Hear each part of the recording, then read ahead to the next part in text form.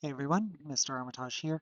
In this video, we're going to look at a slightly different and honestly more modern way of deciding if the results we get from a hypothesis test are significant or not.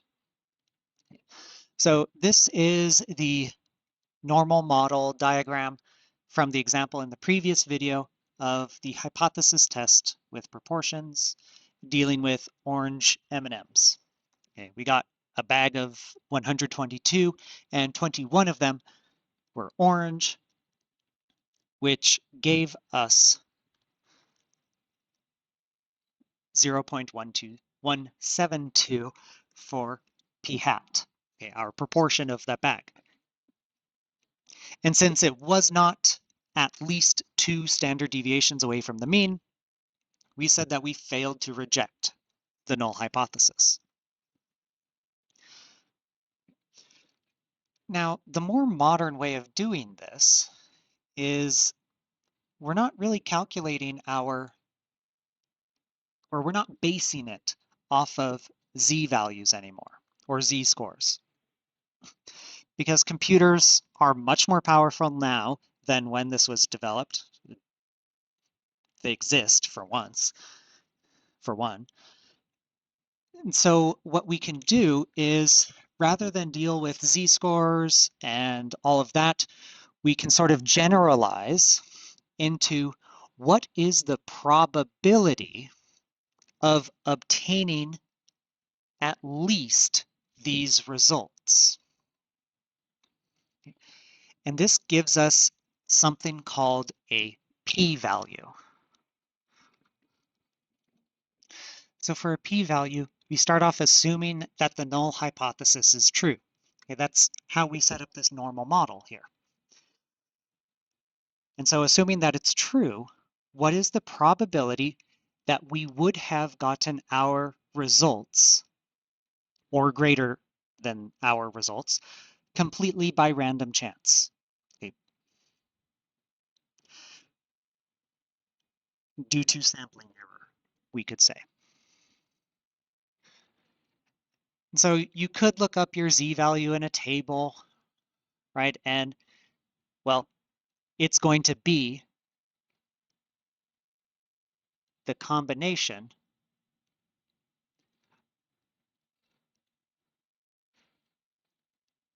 of these two blue areas, right? It was a two-tailed test, and so we would add both of those areas together, and that would give us the probability of getting, at least 0.172 as the proportion for a bag, or 0.228. Okay. So what's the probability that we get those two values, or greater than one or less than the other? So essentially what we are saying is that our p-value is equal to, okay, now this is symmetric, so we can simply pick the value that we had. The probability of having a p hat value less than 0.172.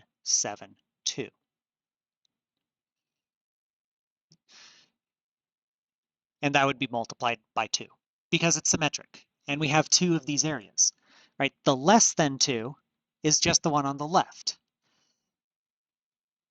Or sorry, not the less than 2. The less than 0.172 is on the left. Greater than 0.228 is on the right, but it's exactly the same probability as on the left, so we can simply multiply this by 2. And what we would get, well,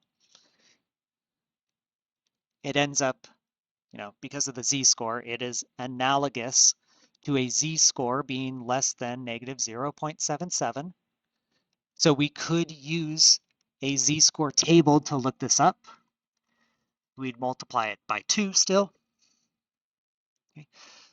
And our final answer would be 0.44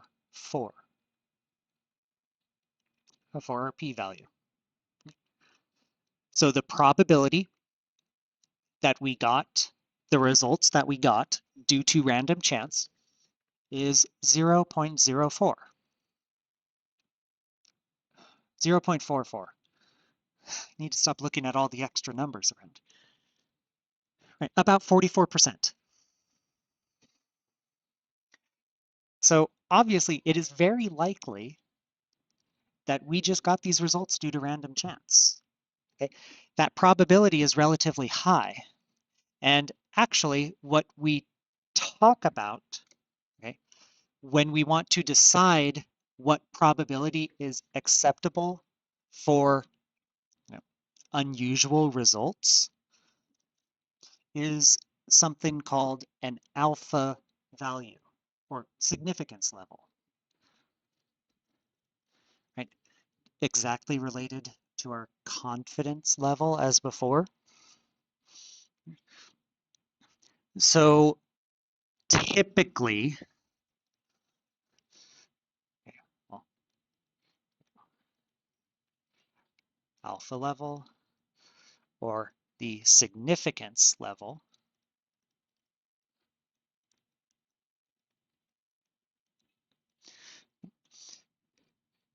so Greek letter alpha, lowercase. Typically, we use 0.05 as our value for alpha.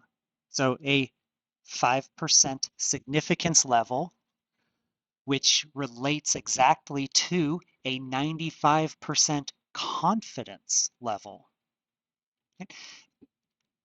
In a sense, they're interchangeable ideas, just looking at them from different perspectives. And so typically we use an alpha of 0.05, and clearly our p-value from before is greater than 0.05. And so we would say that our results are not statistically significant. Now, what about the example we had in class, the ones that were statistically significant? Okay, what would those look like? And so here is our normal model diagram again. Okay. And so this particular example was, we wanted to see if the proportion of homes in this particular city was above the national rate of 90%. And so we calculated it. Our p-hat value was 94%, 0.94, and it ended up being statistically significant because our z-score was 2.67, okay, more than 2 standard deviations away from the mean. But now it's only a one-tailed test. So our p-value is only going to be concerned with that specific tail. So let's go ahead and figure out what that is. So let's say that alpha 0.05 again, because why not? Okay. Now, our p-value, remember, is the probability of getting our result or more given that the null hypothesis is true. If we assumed that it was true, what was the probability that in our sample we would have gotten at least 94%? Okay. So it could be any value above 94. It could be 94.5. It could have been 96. It could have been 99.99. Just some value above 94%, no lower than that. Well, that's the probability of z being greater than 2.67. which, if you look on a table or have a computer calculate that, is 0.004. And 0.004 is much less than 0.05.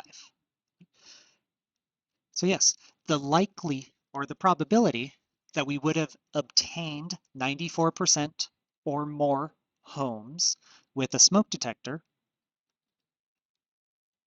is 0.4%,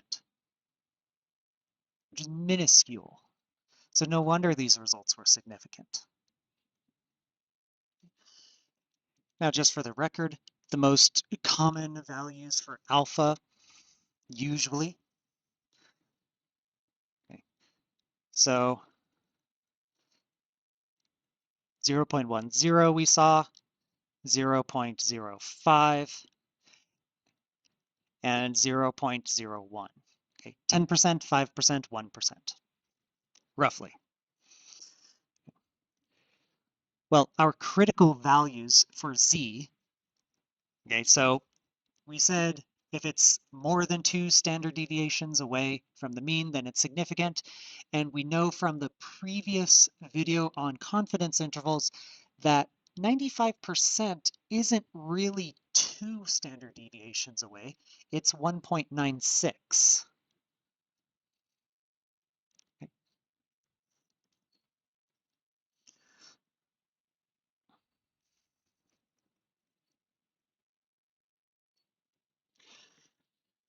Now for the other ones, okay, for alpha of 10, 0.10, that's 1.645. Okay.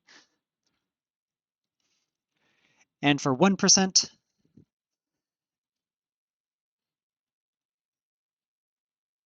2.58. Okay. So we would need a z-score of at least 2.58 to prove or to have evidence to reject the null hypothesis with an alpha of 0.01. Now, of course, all of these are two-tailed. Okay. Right? Remember from the confidence intervals, we were going both directions. So these are the two-tailed values. For one-tailed, they are a little bit different.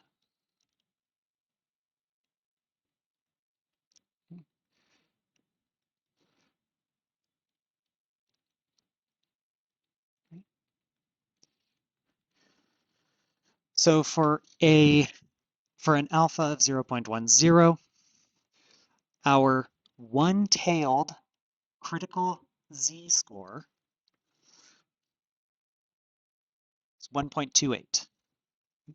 For 0.05, 1.645, and for 0.01, 2.33.